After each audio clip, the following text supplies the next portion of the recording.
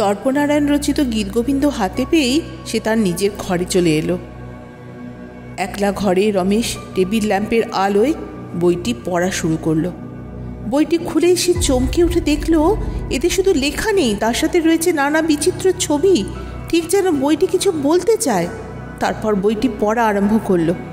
প্রথম অধ্যায়, মহাদেবের মৃত্যু জয়। এক আসনে বসে আছে হরিহর আত্মা, গাঙেতে নৌকাবাহী করিতেছে যাত্রা। হঠাৎ প্রবল বেগে এলো কাল বসেখি, নাও গেল উল্টিয়া খান খান ময়ূর পঙ্খী। একুল ওকুল কেহ দেখা নাহি যায়, মহাদেবে যেন প্রাণ ফিরে নাহি পায়। হেনকালে দেখা দিল বীর মধুসূদন, মহাদেব প্রাণ পেল ফিরে গেল মরণ। পাশে ঠিক একখানা নৌকাডুবির দৃশ্য, যেখানে নারায়ণ এসে মহাদেবকে উদ্ধার করছেন। রমেশের মনে খটকা লাগলো, কারণ এরকম কোনো কাহিনীর কোনো বর্ণনায় সে পুরাণ ইত্যাদি কোনো গ্রন্থে পায়নি।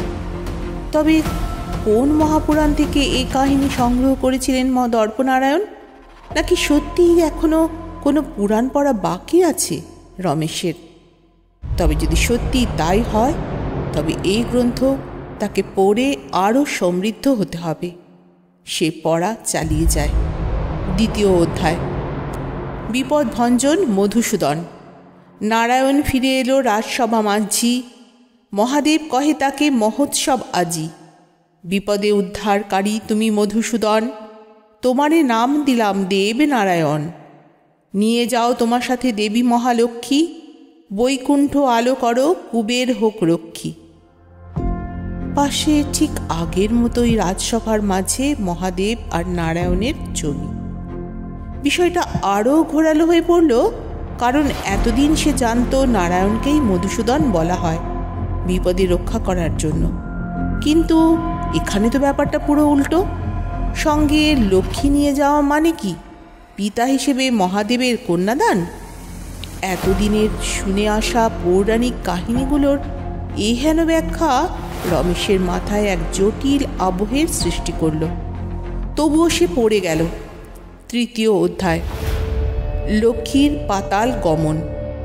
দুর্বাসার অভিশাপে দেবী মহালক্ষ্মী পাতালেতে ঠাঁই লয় হয়ে আত্মরক্ষী।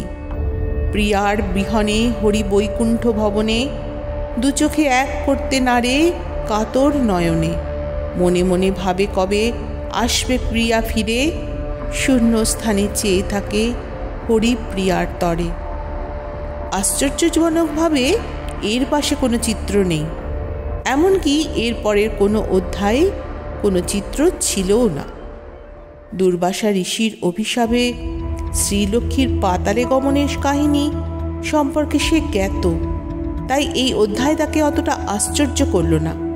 কিন্তু বাকি অধ্যায়গুলোর দিকে এগিয়ে যেতে যেতে সে আরও হতভম্ব হতে শুরু করল।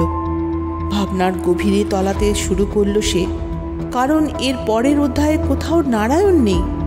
এর পরের অধ্যায়ের ঘটনাগুলি ঘটেছে শুধু দেবী লক্ষ্মীকেই কেন্দ্র করে। চতুর্থ অধ্যায়, লক্ষ্মীর আনয়ন যাত্রা। লক্ষ্মীরে আনিতে হবে স্বর্গলোক মাঝি, দেবগণ তাই গেল কৈলাস মাঝি।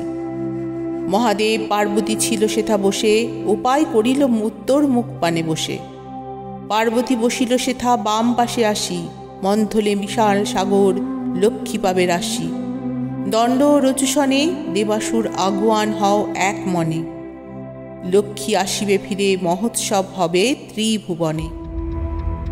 পরের পৃষ্ঠাখানা অদ্ভুতভাবে ছেঁড়া, শুধু শিরোনামটুকু দেখা যাচ্ছে সুবর্ণ মৃগী। রমেশের চোখ কপালে উঠে গেল। তাহলে এখানেই কি সুবর্ণ মৃগীর রহস্য? তাহলে কি এগুলো শুধু কাব্য নয়, এগুলোর আড়ালে লুকিয়ে আছে কোনো গল্প? যে গল্প দর্পনারায়ণ চৌধুরী লুকিয়ে রেখেছেন এই কবিতার আড়ালে, কোথায় গেল সেই পৃষ্ঠা?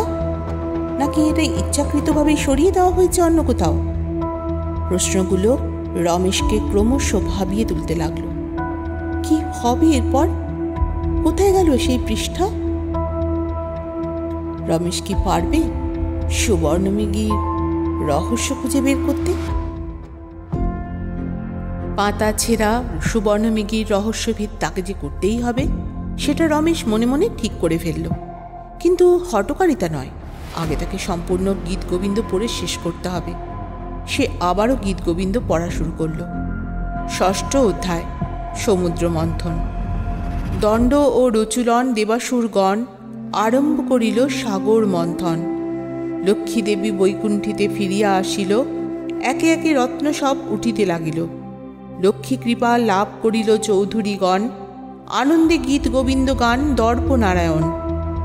বড়ই অদ্ভুত তো, পুরাণ অনুসারে সমস্ত রত্ন ইত্যাদি উত্থানের শেষে দেবী লক্ষ্মীর প্রকাশ ঘটে, কিন্তু এখানে কাহিনীটা তো পুরোটাই উল্টো। আর চৌধুরীগণের কৃপালাভের অর্থ কি? মনে মনে এমনটাই ভাবতে থাকলো রমেশ।